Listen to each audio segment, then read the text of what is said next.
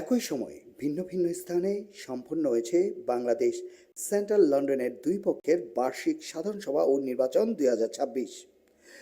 এক পক্ষ পূর্ব লন্ডনের ইমপ্রেশন ভেন্যুতে এবং অন্য পক্ষ বাংলাদেশ সেন্টারের সামনে তাদের বার্ষিক সাধারণ সভা ও নির্বাচন অনুষ্ঠান সম্পন্ন করেছে। আসসালামু আলাইকুম।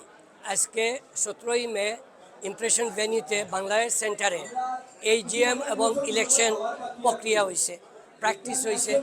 We followed all the procedures and protocol.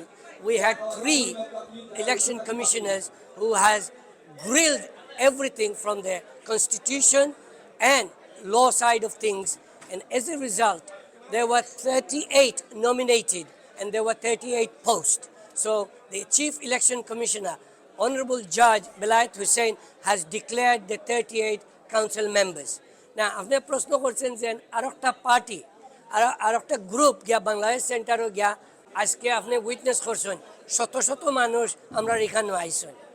সেখানে গিয়া যেটা AGM ডাকছেন তারা একজন মানুষ মেম্বারও নাই বাংলাদেশ সেন্টারে, একজন ব্যক্তি, আর আরেকজন যে ডাকছেন তাই ডাইরেক্টরও নাই, ট্রাস্টিও নাই। So I leave to the public to decide why they have called that AGM. আমরা যেটা দায়িত্ব আছে, আমরা কি হোল্ডার, আমরা অ্যাকাউন্ট হোল্ডার, আমরা trustees majority, we are the directors. As a result, we have followed all the procedure and protocol, and the real AGM and the election has taken place at the Impression Center in West End.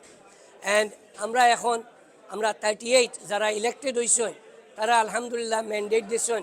আমি general secretary for this term, আর আমার job হইলে গিয়া এই 38 member, 7 founding live members, 4 cooperate members, এবং আমরা যারা আমি মনে করি যে real stake holder are the members of Bangladesh centre লইয়া আমরা এককভাবে কাজ করতাম।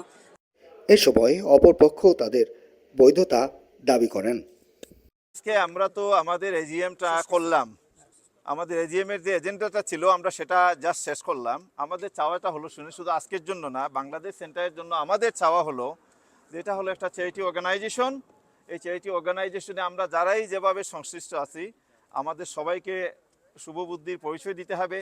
আলোচনার মাধ্যমে ডিফারেন্স অফ অপিনিয়ন যা আছে এগুলি শেষ করতে হবে, এবং বাংলাদেশের এই যে ঐতিহাসিক সেন্টারটা এটা বাংলাদেশিদের জন্য, সবার জন্য সেটা উন্মুক্ত করতে হবে। একটা চ্যারিটি অর্গানাইজেশনের দরজা বন্ধ করে রেখে তো আপনার চ্যারিটি কাজ করা যায় না। একটা চ্যারিটি অর্গানাইজেশনের পয়সা দিয়ে গালা ডিনার করার তো কোনো বিধান নাই, সেইভাবে তো আমরা এই সমস্ত পয়সা নষ্ট করতে পারি না। আমাদেরকে চ্যারিটি ওয়ার্ক বুঝতে হবে, আমাদেরকে বসে এইসব বিষয়ে আলোচনা করতে হবে, এবং চ্যারিটির জন্য আমাদের সবাইকে মিলে কাজ করতে হবে।